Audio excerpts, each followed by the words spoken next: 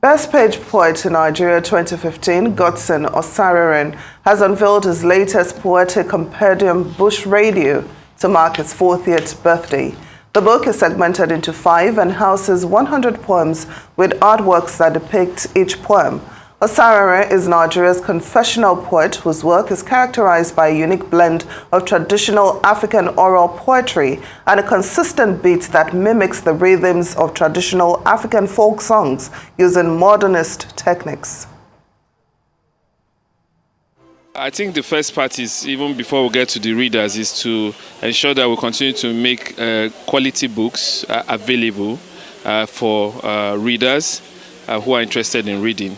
And then that institutions that are in a position to influence readers even from an early age begin to do so. And that starts from the family down to the schools, down to religious organizations and all of those institutions that can influence readers. The government has a part to play.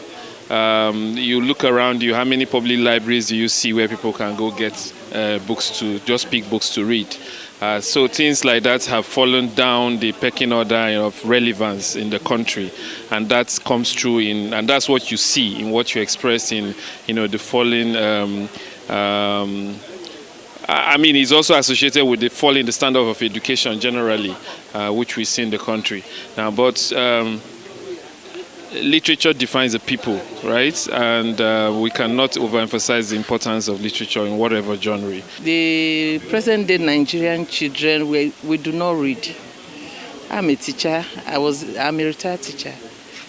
Children of nowadays, we do not find joy reading books. And with what I'm seeing from my grandchildren, I see they are always on their computer.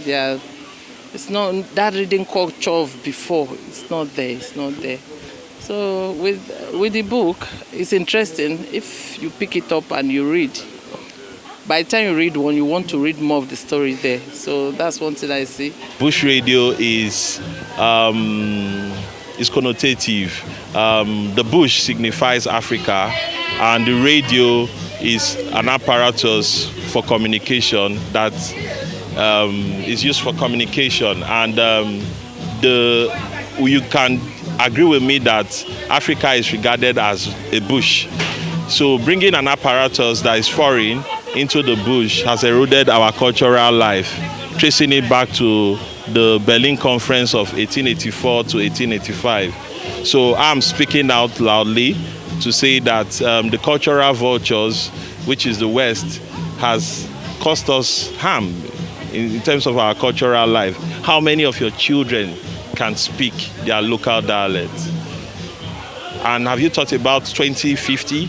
In 2050, we might have black children, but who are Western in their thoughts. And the Bush Radio is a cry for all Africans to know that we should go back to our roots, which is our villages, and make our children learn so much.